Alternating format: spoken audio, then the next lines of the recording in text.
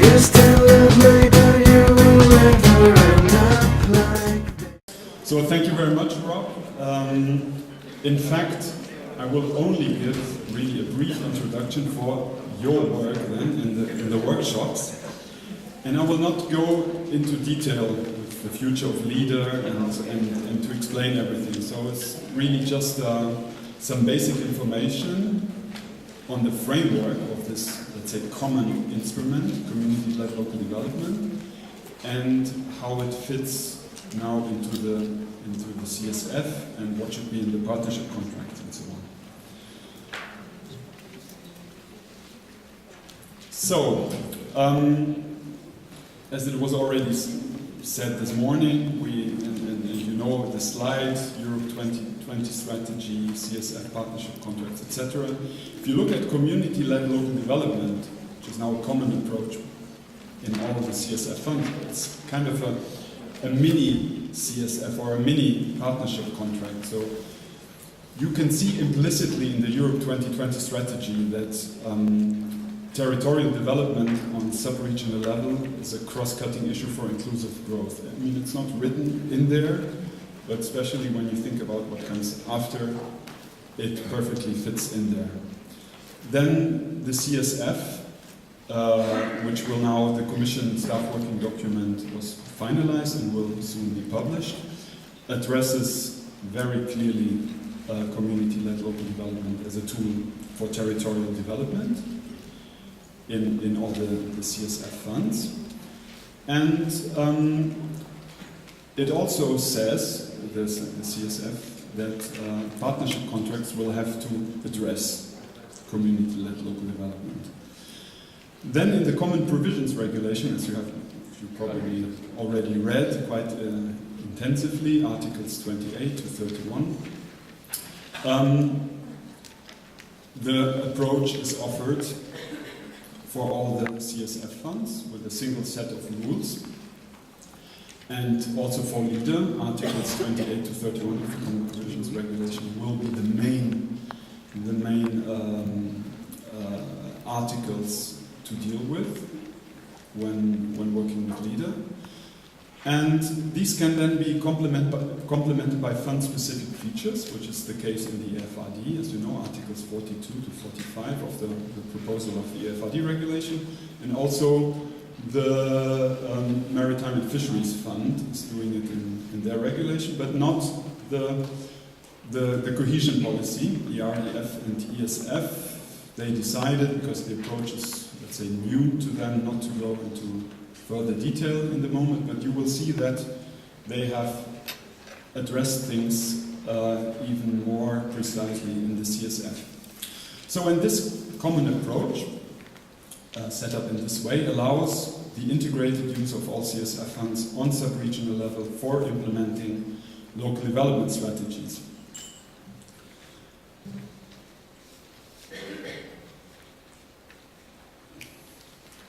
So, on what is community-led local development based on? It's based on the experience of LEADER and the rural development, and also maybe on Axis 4 of the current Fisheries Fund, and so nothing really changes for LEADER,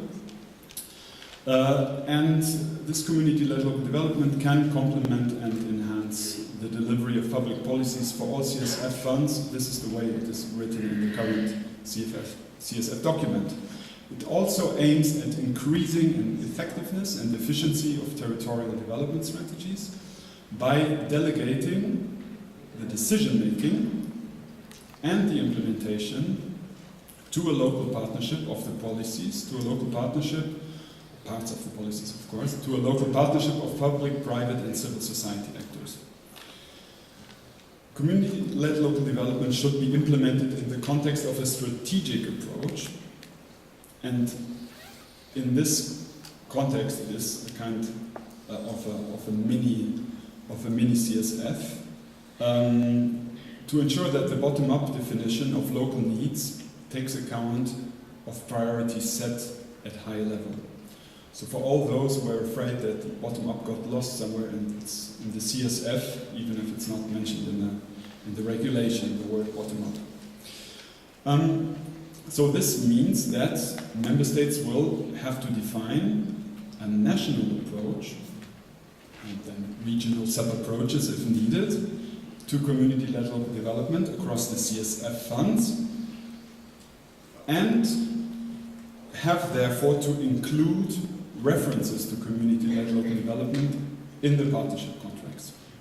So in the CSF it is asked to detail the main challenges that member states intend to tackle with community-led local development, setting out the main objectives and priorities, and indicate the types of territories where this approach should be implemented. So types of territories, geographically speaking, west of the country, south, whatever, but also, of course, if it's for more deprived areas or for everyone or whatever.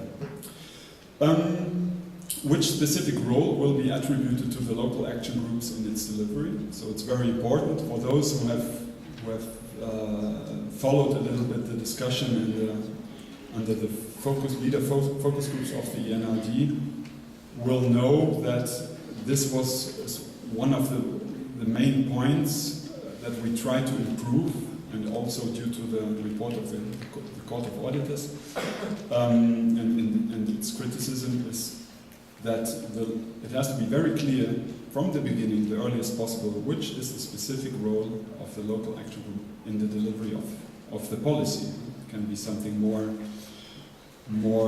heavy and meaningful, but it can also be something lighter, depending on the tradition and, let's say, on the feasibility and also on the will of the local actors.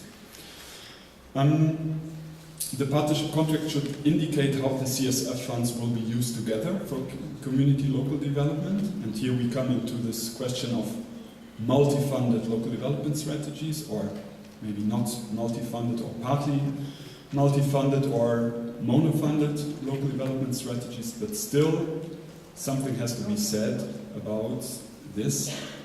And last but not least, it should explain the role envisaged for the different funds in different types of territories. So where do the different funds intervene? It's logical, EFRD in rural areas, and the ERDF in urban areas, and the EMFF in coastal and in fisheries areas. But it is further to decide where the ERDF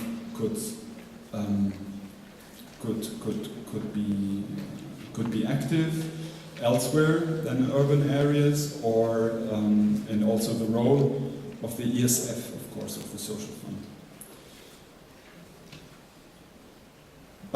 This is just a correspondence table between Common Provisions Regulation on the Partnership Contract and the Rural Development Programs, just to show you where the relevant articles are.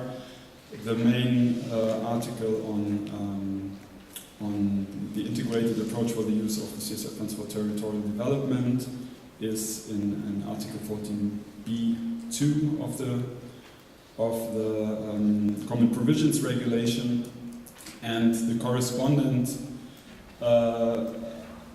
paragraph in the EFRD regulation is Article 9(1)(f), which then says that there should be a focus in the rural development programs they should focus on the coordination for implementation arrangements in rural areas. But also, of course, the other points are important to have them in mind in their correspondence. A very important article, and it's the only one I will cite here today, is Article 28, paragraph 2, because even if you all think that multi-funded local development strategies is something very complicated, in the end it might be more useful to work with a good mono-funded strategy, but which is integrated and multi-sectoral. Then we still have this provision which says that the support from the CSF funds to local development shall be consistent and coordinated between the CSF funds. So no way of not coordinating the support. And explicitly it is said in this provision that this shall be ensured through, there's an R missing, coordinated capacity building, selection, approval, and funding of local development strategies and local development groups. This, of course, having in mind that community local development is not mandatory in the other funds, only in the FRD. But for the Maritime and Fisheries Fund, we already know that it will be there, because at the moment it is 30% of the current EFF. But of course, for the ERDF and ESF, it will be something new. Coming back to the key actions, because this morning we talked about the key actions and under the thematic objectives, and it's maybe interesting in this context to see in the CSF document, well, in its annex, where community-led local development is mentioned in the other funds, under which thematic objective and which key action. Let's start quickly with the ESF. There it is mentioned under thematic objective number 9, promoting social inclusion, combating poverty. And very clearly here it is addressed that there should be support for preparation, running cost animation of local strategies, and so on, and support of the activities. So, and the fields within the scope of the ESF mentioned are employment, education, social inclusion, and institutional capacity building, which also appear in other thematic objectives. But everything concerning community-led local development is put here. For the ERDF, it's the same thematic objective number 9, and there's also a similar description. And the fields are social inclusion and physical and economic regeneration. And there's probably a strong focus, of course, on urban deprived areas, also meant with this, that is behind, but it does not at all exclude that also rural areas are addressed. Then the Maritime and Fisheries Fund has specific objectives for community-led local development in its regulation, in the proposal, something which is, let's say, very, very special to them. They have then in this CSF a link to several thematic objectives: diversification, promoting employment in fisheries communities, and therefore it also indirectly addresses number 9, of course. But it's also mentioned elsewhere. Of course, here we have to see that this is a more, let's say, a sectoral approach, and that everything is linked, let's say, to the development of fisheries communities. Then coming to the EFRD, the key actions was already mentioned this morning for community-led local development. Under the thematic objective number 9, reflecting the rural development priority number 6. So we very clearly address here fostering local development in rural areas by promoting the community-led local development, in brackets, leader local development. And then I wrote in italics what comes next, which is not directly linked to leader, but which is mentioned as a key action of the EFRD under the thematic objective number 9. Just that you see that there is the link. Support may also be used to promote social inclusion, particularly through leader. As Mrs. Lorenz-Hoffmann said this morning, we have sometimes the impression that the priority number 6 is a bit interpreted in a too strict way, and we think that quality of life, because people ask where's quality of life, it falls under this priority 6. And with leader, as we have previously said in in other meetings, you can basically do everything, and under this priority 6, but also, of course, independently from the CSF focus, because this is a key action, of course, it's important under the CSF. All other rural development priorities can be addressed with LEADER, so this is very, very important to say also. Then, I missed one, the last slide.